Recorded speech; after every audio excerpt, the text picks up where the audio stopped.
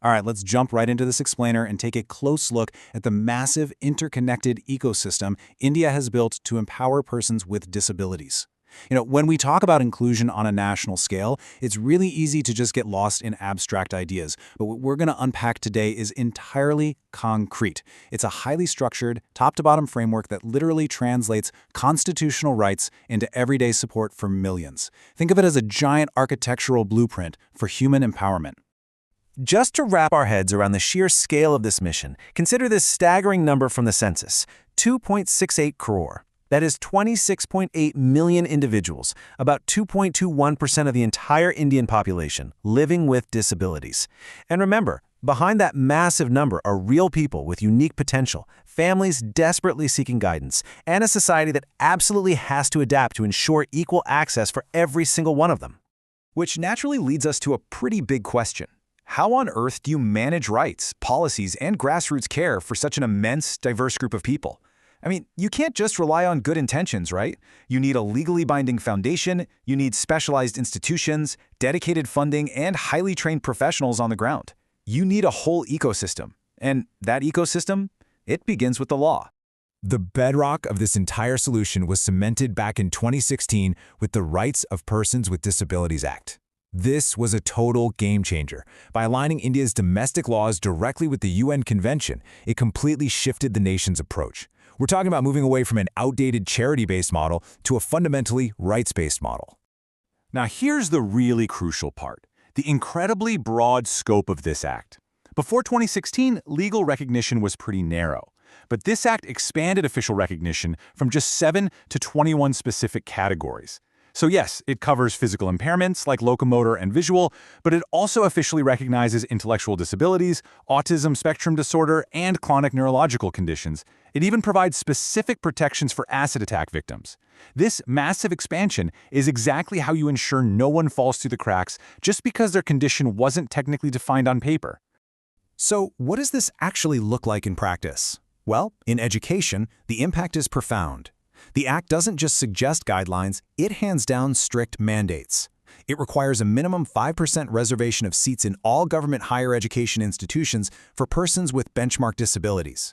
Plus, it gives an upper age relaxation of 5 years for admission. This is how you systematically tear down those traditional barriers to higher learning. But it definitely doesn't stop at education. It's about securing livelihoods, too. The Act mandates a 4% reservation of job vacancies in government employment. And let's be real, this isn't just about handing someone a job. It's about economic independence, it's about dignity, and it's about making sure the workforce actually looks like the diverse population it's serving.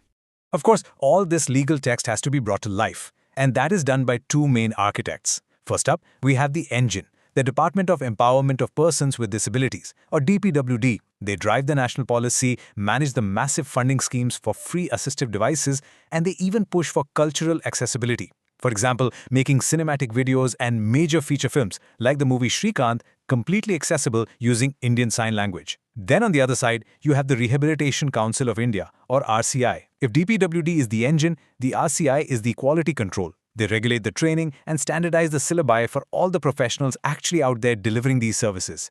And to maintain that strict quality control, the RCI keeps what's called the Central Rehabilitation Register. This is absolutely critical. Think about it. You wouldn't want an unlicensed doctor performing surgery on you, right? Same logic here. The RCI ensures only qualified, registered professionals are providing special education and rehab services. The Act literally prescribes punitive action against anyone unqualified trying to deliver these services.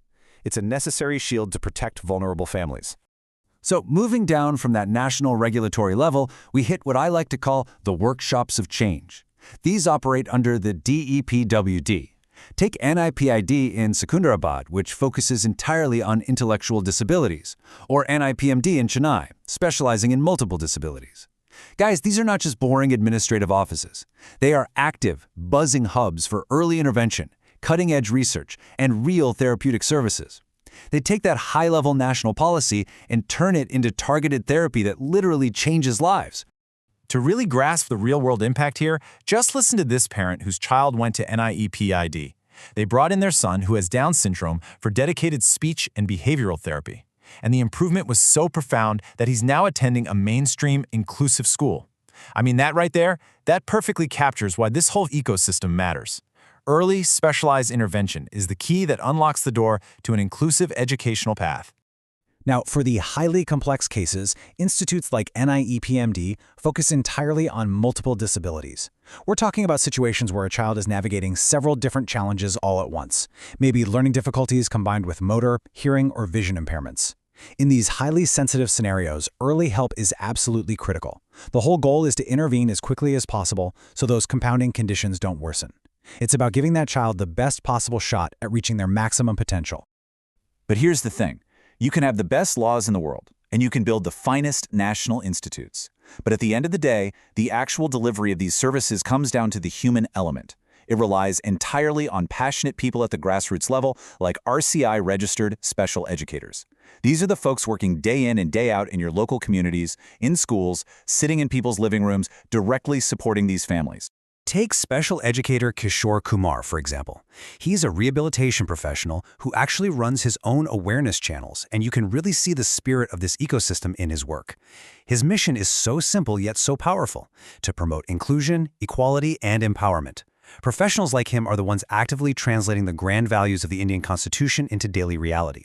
They're providing career guidance, spreading awareness, and giving crucial support to parents who might otherwise feel completely alone in this journey. So, if we bring it all together, what we've explored today is basically an empowerment pyramid. At the very top, we legislate, locking in rights through the RPWD Act. Next step down, we regulate, ensuring standards and funding through the DEPWD and RCI. Then we specialize, turning that policy into targeted care at national institutes. And finally, right at the base, holding the entire structure up, we educate.